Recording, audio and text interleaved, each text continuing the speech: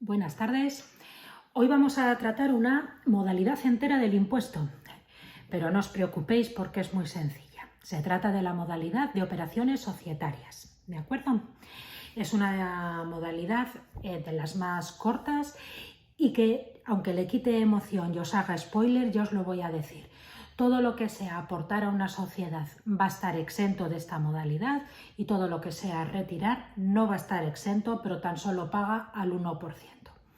Dicho lo cual, y teniendo en cuenta que sabiendo esto ya tenemos mucho terreno ganado, ahora sí me voy a enrollar un poco más con cada una de las situaciones que se puedan dar. Bien. Esta modalidad del impuesto está aquí recogida porque es la forma que tuvo el Poder Legislativo español de hacer nuestra una directiva de la Unión Europea, en la cual hacía necesario regular y más bien evitar y facilitar que se instauraran empresas, que circularan por toda la Unión Europea, etc.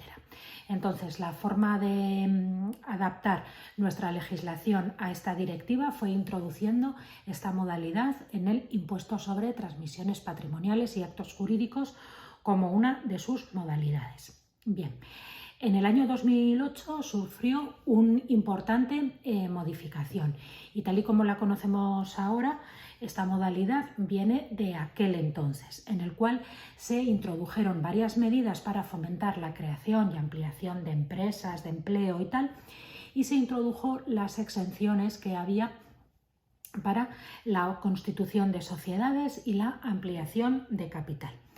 Pero vamos a ir analizando un poco los hechos imponibles que están sujetos a esta modalidad. En principio son la constitución de sociedades, la ampliación de capital, la reducción de capital y la disolución de las sociedades. ¿De acuerdo? Hay algunas otras operaciones societarias que directamente están no sujetas al impuesto, como pueden ser las operaciones de reestructuración, etc. Bien, ¿a qué tipo de empresas afecta esta modalidad? Bueno, pues a las empresas o sociedades de responsabilidad limitada, es decir, tanto sociedades anónimas, sociedades limitadas, cooperativas, etcétera, como a las que no la limitan, como es el caso de las sociedades civiles. Y también hay algunas otras contratos o asociaciones que están asimiladas, como por ejemplo son los contratos de cuentas en participaciones, las comunidades de bienes que realizan labores empresariales y algunas otras sociedades que tienen fines lucrativos, que desarrollan una actividad.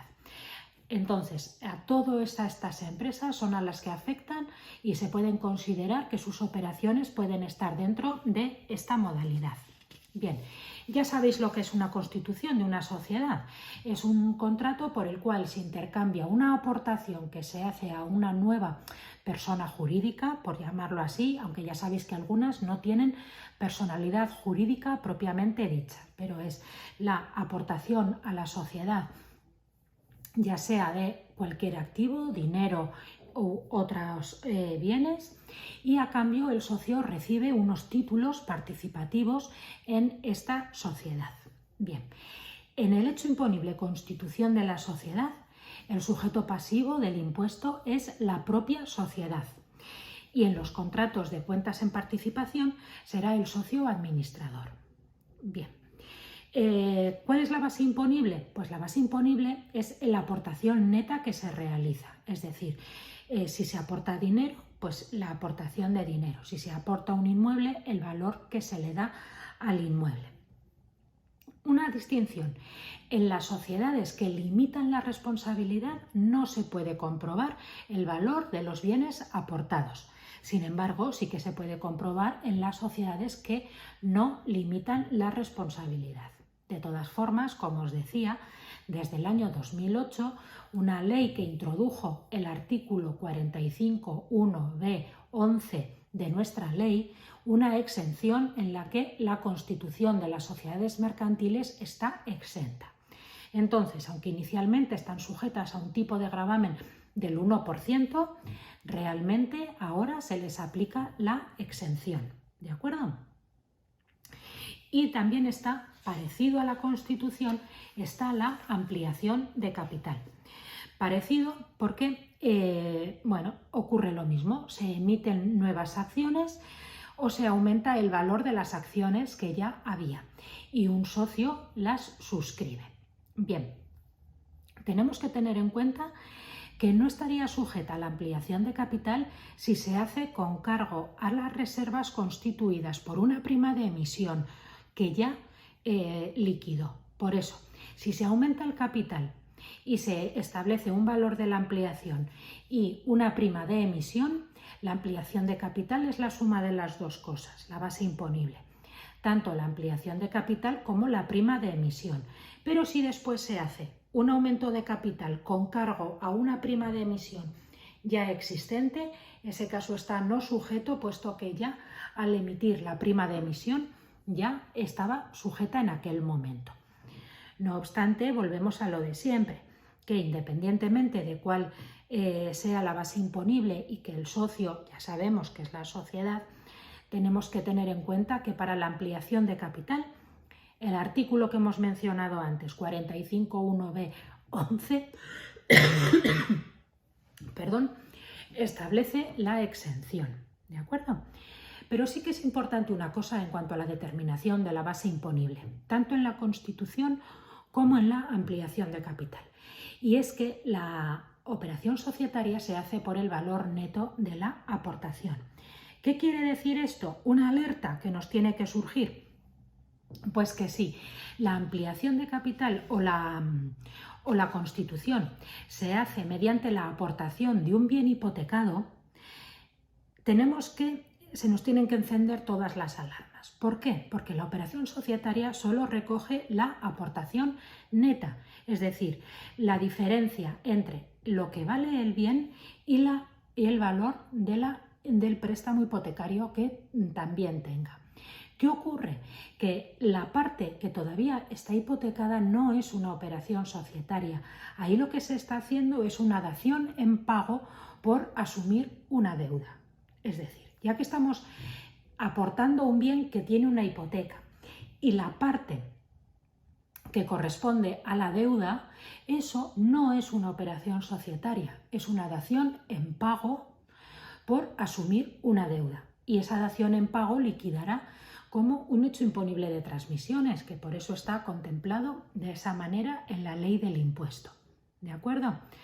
Entonces, eso es una cuestión que es muy importante tenerla en cuenta, porque de considerar que está todo exento, si lo que se aporta está hipotecado, ojo, ese importe que está garantizado con hipoteca, esa parte no se consideraría una operación societaria, sino una transmisión patrimonial por ser una dación en pago por asumir esa deuda. Y bueno, luego tenemos la reducción de capital y la disolución de la sociedad con liquidación. En estos casos, en la reducción de capital, para no mezclar demasiado las dos cosas, aunque tienen mucho en común, ¿quién es el sujeto pasivo? Los socios. ¿Por qué cantidad? Por la parte que se llevan de la sociedad. Es decir, ¿cuál es la base imponible de la operación societaria reducción de capital? La base imponible es el valor de los bienes que se restituyen, que se entregan a los socios. Por supuesto, en este caso no se deducen los gastos ni las deudas que hubiera aparejados. Es susceptible de comprobación, no como la ampliación, aunque limita la responsabilidad. Aquí, aunque sean entidades de responsabilidad limitada las que reducen el capital, en la operación societaria de reducción de capital sí que se puede comprobar el valor. A menudo nos encontramos con algún caso en el que no da lugar a pago del impuesto. ¿Por qué? No porque esté exento, sino bien por un motivo. Porque no se producen adjudicaciones, en ese caso la base imponible es cero. Estos casos ocurren, por ejemplo, cuando se reduce capital con el fin de amortizar acciones propias o de compensar pérdidas de ejercicios anteriores. Aunque se reduce el capital, los socios no se llevan nada y, por tanto, la base imponible por la que tiene que tributar cada socio es cero. No es que esté exento, es que como no se entrega nada de la sociedad a los socios, la base imponible es cero. Y es normalmente ese caso para compensar pérdidas de ejercicios anteriores o para compensar o amortizar acciones propias. En este caso, cuando tienen que pagar, no cuando la base imponible es cero, pero bueno, aquí siempre la cuota se calcula aplicando el tipo impositivo del 1%. ¿De acuerdo? Y la disolución de la sociedad con liquidación, pues es muy parecido al anterior. Grava la transmisión patrimonial desde la sociedad a los socios. Entonces, ¿quién es el sujeto pasivo? Los socios. ¿Se puede comprobar el valor de la aportación? Sí, que es la base imponible, el valor de los bienes que se les entregan a los socios. Por supuesto, sin descontar deudas y gastos. Por eso se tiende a cancelarlas antes. Cuando una sociedad tiene gastos, pues primero se resuelve esa situación y ya lo que queda se adjudica a los socios. Pero si se adjudicaran inmuebles, dinero y tal, no habría que restar la parte de este pasivo originado por las deudas, etc. Si no se producen adjudicaciones, la base imponible es cero, que también ocurre muchas veces, que a la hora de cerrar una sociedad, de liquidarla, pues no hay nada que repartir. Pues en ese caso la base imponible es cero. Pero si hubiera algo que repartir, el valor sería la base imponible y la cuota tributaria se calcularía aplicando el tipo impositivo del 1%. ¿De acuerdo? Algunos casos peculiares que se nos ocurren que tienen que ver con estos últimos hechos imponibles puede ser que se reduzca capital mediante la condonación de dividendos pasivos. Ya sabéis que los dividendos pasivos en algunas sociedades se ha hecho una ampliación de capital, pero no se ha suscrito del todo. Los socios tienen tiempo para aportarla. Si se reduce capital y esta parte que no se ha aportado todavía son los dividendos pasivos. Si esta aportación todavía no es exigible y se reduce capital mediante compensación de los dividendos pasivos o amortización de los dividendos pasivos, si no eran exigibles todavía, tenemos una sentencia reciente del Tribunal Supremo que nos dice que tampoco, al no ser exigibles, estaría dando lugar a el hecho imponible de reducción de capital mediante pagar al tipo del 1%. Es decir, la amortización de dividendos pasivos en una reducción de capital está sujeta al impuesto al tipo del 1% siempre y cuando estos dividendos pasivos fueran exigibles. Si no eran exigibles, la condonación de los dividendos pasivos no está sujeta tampoco a esta modalidad. Y luego, otro caso que puede ocurrir en algunas ocasiones es que las sociedades, en pago de los dividendos, se adjudica a los socios, por ejemplo, un inmueble. Esto no es una operación societaria sujeta a la modalidad de operaciones societarias. El pago de los dividendos estará sujeto a otros impuestos, no al de operaciones societarias, ¿de acuerdo? Podría dar lugar al hecho imponible de una transmisión patrimonial en la modalidad de transmisiones patrimoniales onerosas, pero no es una operación societaria, ¿de acuerdo? Como veis, me he enrollado bastante. Total, para resumir en lo que os había dicho antes, que es lo importante. Si se crea una sociedad, si se amplía capital, va a estar exento. El sujeto pasivo es la sociedad. Ojo que de eso no forma parte si se aportara un bien inmueble que estuviera hipotecado. ¿Por qué? Porque eso no entra dentro de la operación societaria, sino que es una transmisión, porque es una dación en pago por asumir una deuda. ¿de acuerdo? Pero lo que es la operación societaria de constitución y ampliación está exenta, de acuerdo con el artículo 45.1b 11 de la Ley del Impuesto. Sin embargo, lo que es sacar de la sociedad, reducir capital o liquidar la sociedad, eso sí que está sujeto al impuesto al tipo del 1%. Además, es susceptible de comprobar los valores y, por supuesto, no se restan los gastos, deudas, etc. Así que, bueno, cualquier duda que tengáis, como siempre, las leo en los comentarios. Muchas gracias.